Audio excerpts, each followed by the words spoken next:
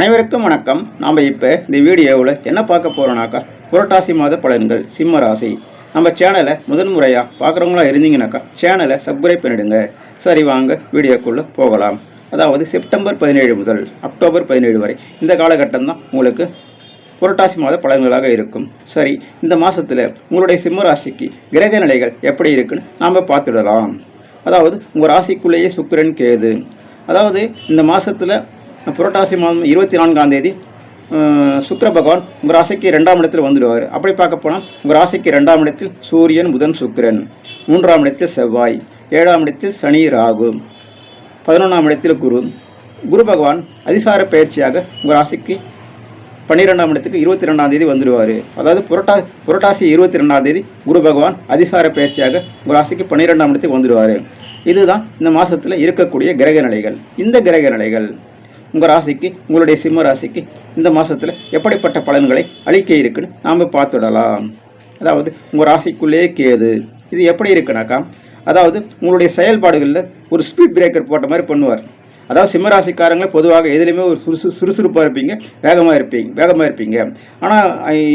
ஆனால் வந்துட்டு இந்த காலகட்டத்தில் உங்களுடைய செயல்பாடுகளுக்கு ஒரு ஸ்பீட் பிரேக்கர் போட்ட மாதிரி கேது பகவான் செயல்படுவார். புரியுதுங்களா? அதனால் நீங்கள் அதை கண்டு நீங்கள் பெருசாக ஒன்றும் பயப்பட வேண்டிய அவசியம் கிடையாது. எப்போதும் போல் நீங்கள் உங்களுடைய செயல்பாடுகளில் நீங்கள் சுறுசுறுப்பாக வச்சுக்கோங்க. காரிய தடை என்பது இருக்கத்தான் செய்யும். அதையும் மீறி நீங்கள் முயற்சியாக எடுங்க. புரியுதுங்களா? முயற்சியாக நீங்கள் எடுக்கும்போது அந்த காரிய தடையெல்லாம் அந்தளவுக்கு உங்களுக்கு ஒரு இது கஷ்டமாக தெரியாது. ஆனால் 1க்கு 4 வாட்டி எந்த ஒரு விஷயத்தையுமே தொழில் சம்பந்தமான விஷயமா இருந்தாலும் சரி, சுபகாரிய சம்பந்தமான விஷயமா இருந்தாலும் சரி, கல்வி சம்பந்தமான விஷயமா இருந்தாலும் சரி, எந்த ஒரு விஷயமா இருந்தாலும் சரி, தடைகள் என்பது ஏற்பட தான் செய்யும். ஏன்னா கேது பகவான் உங்கள் ராசிக்குள்ளே இருப்பது என்பது தடை, தாமதம் இதெல்லாம் கொடுக்கத்தான் செய்வார். அதாவது ஒரு ஸ்பீட் பிரேக்கர் மாதிரி பண்ணுவார் அவர். இதையெல்லாம் மீறி நீங்கள் ஜெயிக்க பாருங்கள். புரியுதுங்களா?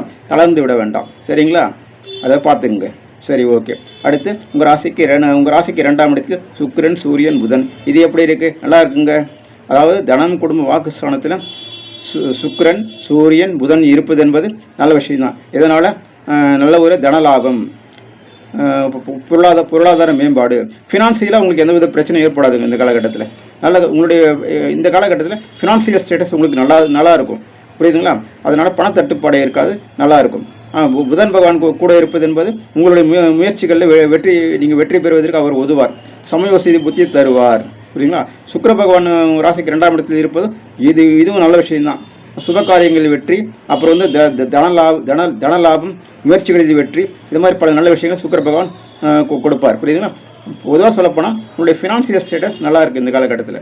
ஏன்னா தனம், குடும்ப, வாக்குஸ்தானத்தில் சூரியன், புதன், சுக்கிரன் இருப்பது என்பது நல்ல விஷயம்தான். இதனால் நல்ல ஒரு தனவரவு இந்த காலத்தில் பொருளாதார மேம்பாடு இருக்கும். புரியுதுங்களா? ஆனால் ஒரே ஒரு விஷயத்தில் நீங்கள் கவனம் வச்சுக்கணும். இந்த விஷயத்தில் அதாவது சூரியன் உங்களுடைய தனம், குடும்பம், வாக்குஸ்தானத்தில் சூரியன் இருப்பது ஒரு மைனஸ் பாயிண்ட் மாதிரி தான். ஏன்னாக்கா அதாவது பேச்சில் மட்டும் கொஞ்சம் கவனம் வச்சுங்க. புரியுதுங்களா? பேச்சில் கவனம் தேவை. அதாவது கொஞ்சம் ஹார்ஸாக உங்களுடைய வீட்லேயும் சரி, வெளியில் யாருன்னா பேசும்போதும் சரி, கொஞ்சம் ஹார்ஸாக ஸ்பீடாக வேகமாக பேசுகிற மாதிரி பேச வேண்டாம். புரியுதுங்களா? ஆனால் இந்த காலகட்டத்தில் அதாவது உங்களுக்கு அந்த மாதிரி ஒரு இது தன்மை வரும். ஆனால் அதெல்லாம் நீங்கள் கண்ட்ரோலாக வச்சுக்க பார்க்கணும். புரியுதுங்களா? கொஞ்சம் ஹார்ஸாக கொஞ்சம் ஸ்பீடாக வேகமாக பேச வேணாம். புரியுதுங்களா? அதனால் இந்த ஒரு விஷயம் கொஞ்சம் மைனஸ் பாயிண்ட்டாக இருக்கிற மாதிரி இருக்குது. மற்றபடி உங்களுடைய ஃபினான்சியல் ஸ்டேட்டஸ் எல்லாமே நல்லா இருக்குது. இந்த பேச்சில் மட்டும் கொஞ்சம் கவனம் வச்சுங்க. சரி, பார்த்துங்க. சரி, அடுத்து உங்கள் ராசிக்கு 3ஆம் இடத்தில் செவ்வாய். இது எப்படி இருக்குது? நல்லா இருக்குங்க.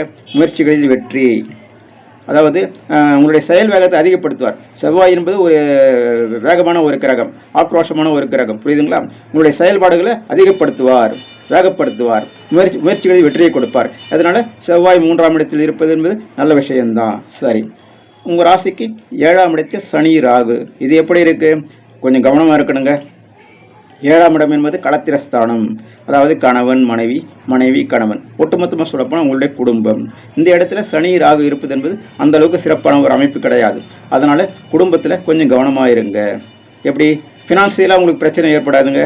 குடும்பத்தில் வாக்குவாதம், சண்டை, சச்சரவு இது மாதிரி பிரச்சனைகள் ஏற்படுவதற்கான வாய்ப்பு தான் உண்டு. ஆனால் இதை நீங்கள் பெருசாக இதுக்கென்று பயப்பட வேண்டிய அவசியம் கிடையாது. புரியுதுங்களா? அதாவது நீங்கள் இதை கண்டு பெருசாக பயப்பட வேண்டிய அவசியம் கிடையாது. புரியுதுங்களா? ஏன்னா சனி, ராகு ஒன்றா தான் இருக்கிறாங்க. ஆனால் நீங்கள் வந்து குடும்பத்தில் இது வந்து அந்த அளவு அதிகமாக பாதிப்பை ஏற்படுத்திடுமோ அப்படின்ற பயப்பட வேண்டிய அவசியம் கிடையாது. அதாவது தசா புத்தி லக்னாதிபதி நல்லா இருக்கிறவங்க எதை கண்டு பெருசாக ஒன்றும் பயப்பட வேண்டிய அவசியமே கிடையாது. இருந்தாலும் கூட உங்களுடைய களத்திரஸ்தானமான 7ஆம் இடத்தில் சனி ராகு இருப்பது என்பது அந்தளவு ஒரு சிறப்பான ஒரு அமைப்பு இல்லை. ராகு பகவான் என்ன பண்ணுவார், கொஞ்சம் ஹார்ஷாக பேசுகிற மாதிரி தூண்டுவார். புரியுதுங்களா? கொஞ்சம் வேகமாக பேசுகிற மாதிரி, குடும்பத்தில் கொஞ்சம் சலசலப்பு சண்டை சச்சரவுகள் வர மாதிரி கொஞ்சம் தூண்டுவார்.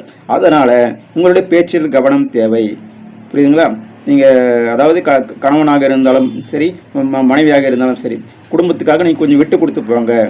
இது வந்து இன்னும் வந்து ஒரு வருஷம் இப்படி தான் இருக்குது உங்களுக்கு. ஏன்னா ராகு வந்து அவருடைய பீரியட் 1.5 வருஷம், ஏறக்குறைய ஒரு 6 மாதம் போயிடுச்சு. இப்போ இன்னும் ஒரு வருஷம் இருக்குது.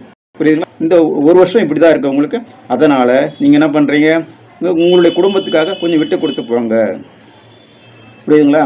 இந்த காலகட்டத்தில் கொஞ்சம் பேச்சில் கவனம், மற்றபடி ஒன்றும் இல்லை. ஃபினான்சியலாக உங்களுக்கு நல்லாயிருக்கும், நல்ல ஒரு தன வரவு, பொருளாதார மேம்பாடு இதெல்லாம் நல்லாயிருக்கும். ஆனால் வந்து பேச்சில் கவனம் தேவை. குடும்பத்துக்காக கொஞ்சம் அட்ஜஸ்ட் பண்ணி கொஞ்சம் விட்டு கொடுத்து போங்க. சரி, பார்த்துங்க. சரி, ரைட், ஓகே.